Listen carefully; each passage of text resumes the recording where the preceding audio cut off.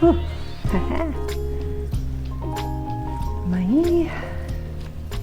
here we go.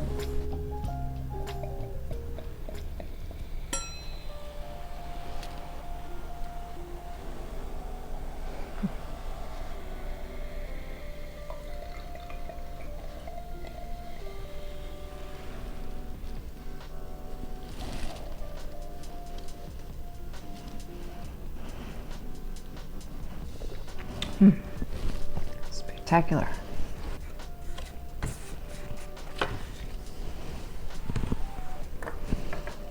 Dear Adrian. Hearts, hearts. Love from Suzi. Okay, you guys, Cupid's arrow is upon us. Valentine's, February 14th, St. Valentine's Day is coming up rapidly. And so I thought it would be really fun to do a little cutout, kind of old-fashioned boxed Valentines, which I used to love to do as a kid, didn't you? So we're getting into the mood here. And along those lines, we are going to be tasting 4 lovely romantic wines from Europe, sort of the Euro-based Valentine video here. And we're starting with 2 sparkling wines. One you see before you, I kind of cracked that open, and it's so fun to pour a nice champagne, isn't it? And do your Valentines? I think so. So we're starting with 2 sparkling wines, one from Champagne region of France. Next is a beautiful Prosecco out of Veneto, Italy. And then we're going to cruise back to France and dive into a lovely Gamay-based Beaujolais wine. And then we're going to fly over to Spain and get into a little deeper bodied, medium bodied Rioja. So stay tuned. Okay, so this is our first venture into our Euro-based Valentine celebration here at Vinmaps Studio. I'm Suzi Perez, your host and founder of Vinmaps, in case you're wondering. You haven't seen too many of our videos yet. And this is the Mailly Grand Cru Brut Reserve Champagne from the Mailly Cooperative within the Champagne wine region. And they're located actually within the heart of the Montagne de Reims Nature Park there in Champagne.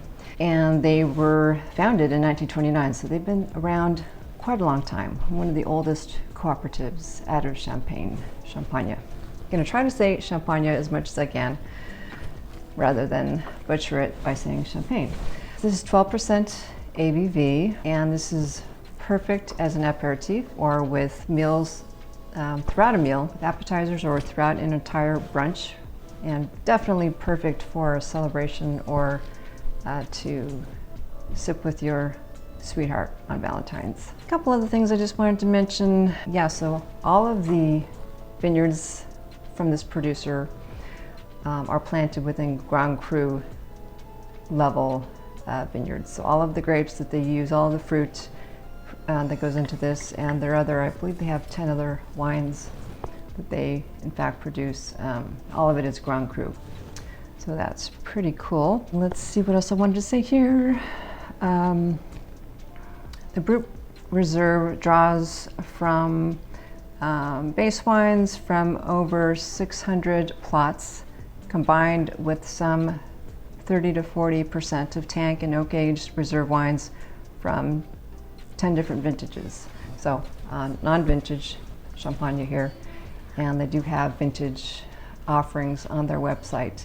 And we'll link all of the producers' websites in the comments as well. Also, they do a lot of manual harvest with their grapes and whole cluster fermentation, things like that. And yeah, it's very classic, beautiful Champagne. I wanted to make sure that I didn't neglect to say this is 75% Pinot Noir, 25% Chardonnay, 12% ABV, and you know, have that chalky subsoil action going on within the Champagne region, which is why it's such a great place for making Champagne. And yeah, let's taste this before we move on to the Prosecco.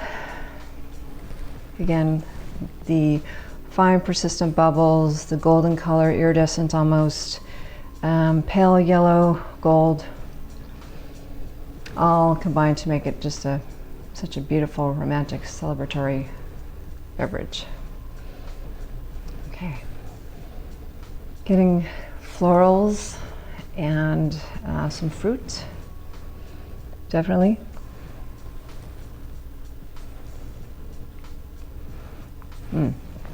Mirrored also on the palate. Fresh, almost stone fruit. Just very, and almost some light raspberry in there, if you use your imagination. And some tinges of toasted brioche.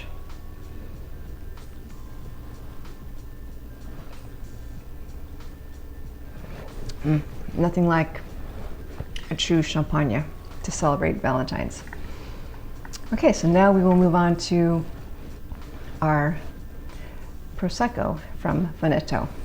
Okay, now we're going to open the Vino Armani Conegliano Valdobbiadene Prosecco from Veneto, Italy.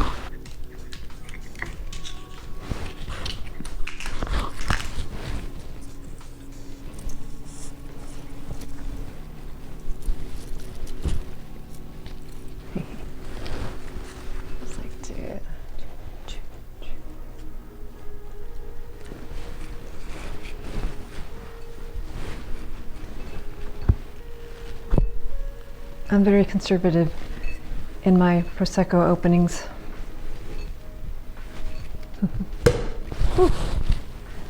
Okay.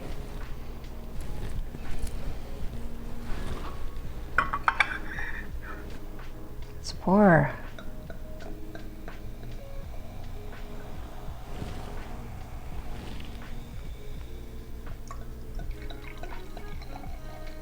A little more. Okay, al Vino Armani Conegliano Valdobbiadene Prosecco Superiore Prosecco out of Veneto, Italy.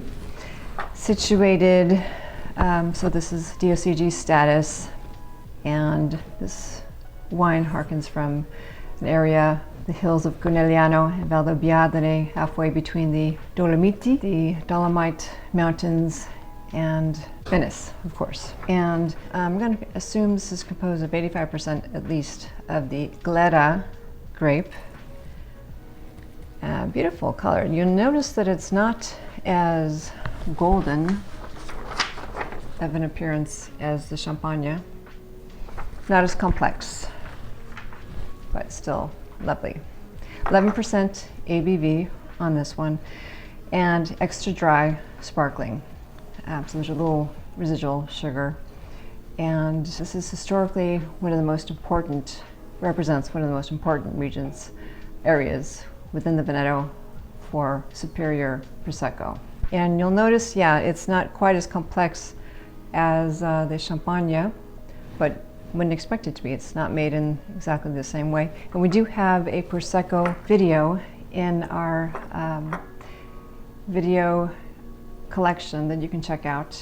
And we tasted 3 Proseccos and talked about the entire process and historical things. It was really interesting, so you check it out. So this has a very kind of a light pear, light gold, persistent fine bubbles. Yes, light floral, some pear there, some nice light fruits.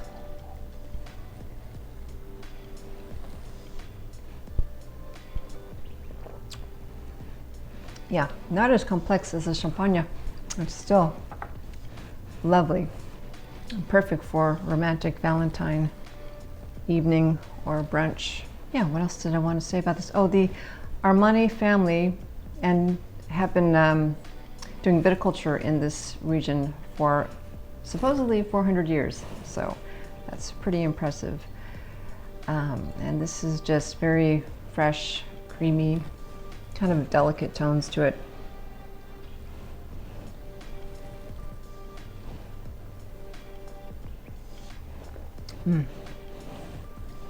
Very refreshing, and definitely would recommend.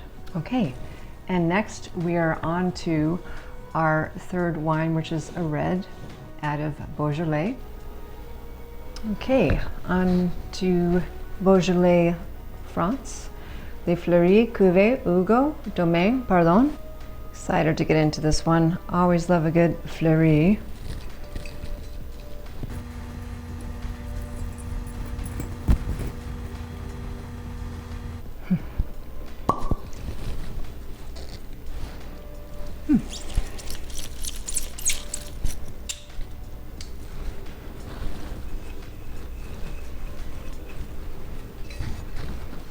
And this you would want to serve slightly chilled.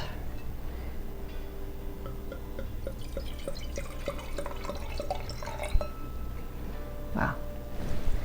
It's like a gorgeous garnet color there.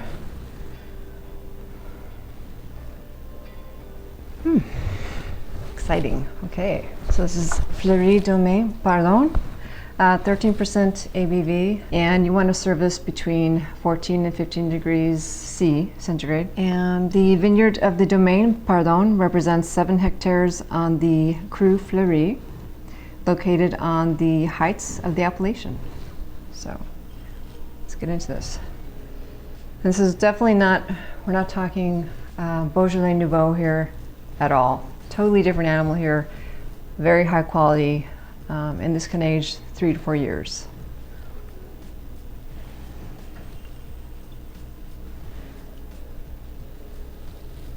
Definitely getting a little bit of cherry right away.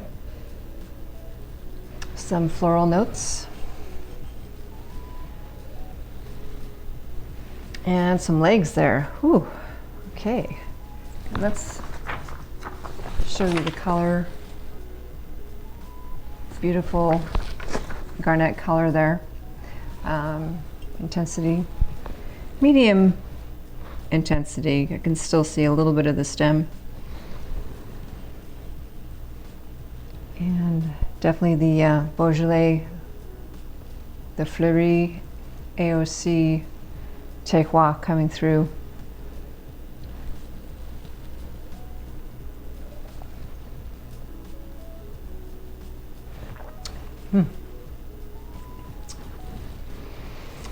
There's something about a good Fleurie. You just know it's from Fleurie. No, I really don't. I'm not an expert on Fleurie, but I can imagine becoming an expert. It's delicious. Beautiful color. Lots of complexity going on with this, and care taken, you can tell.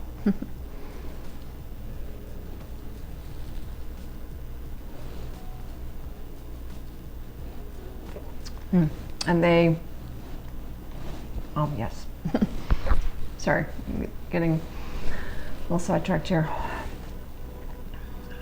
Very balanced, elegant, complex, smooth as can be. You could pair this with poultry, various foods, definitely not a hearty steak by any means, but some lighter fare, light meats, maybe a lamb perhaps. Good with appetizers, I think, too, though. Delicious.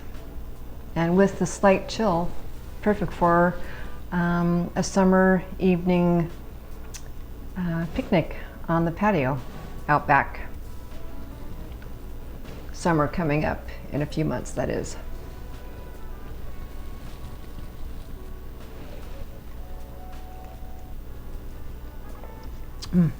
Delicious. Okay, well, I definitely would recommend this particular Beaujolais. And this we did get at Total Wine. but wherever you can find it, have at it. And we are on to our next final, fourth wine from Rioja. All right, next we have the Asua Rioja, composed of Tempranillo, Spain's iconic grape, and Rioja, giving it that DOCA, Denominación de Origen Calificada status. One of 2 regions in Spain that have that status. And we decanted this, as you can see. Tannins can be very well structured, and well, they have a lot of tannin and acid structure in these Riojas, and so decanting can be a good idea. It also brings out nuances and flavors of the wine.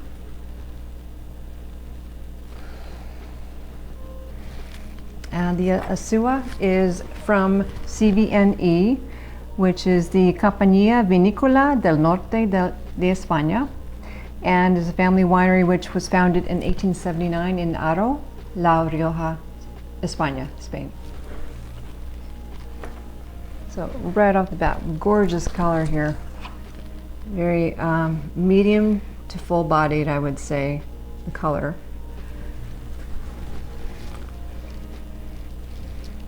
Definitely getting Spain terroir.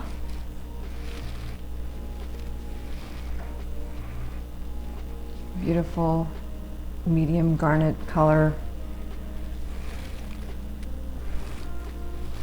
Barely see the stem. Just a little bit more deep than that Beaujolais, of course. It's just a different variety and wine. And the Rioja region is protected by the Cantabrian Mountains to the north, and so that really helps moderate the climate there. Okay, let's taste.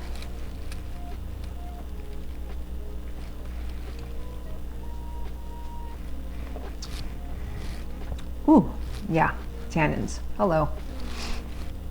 And that is why decanting is such a good idea for this one. Yeah, definitely want to decant this if you are enjoying it now. Yeah, the decanting really helps to release those dark fruit flavors, getting dark cherry, a little bit of blackberry, some deep dark plum. Very well balanced. Beautiful concentration, complexity.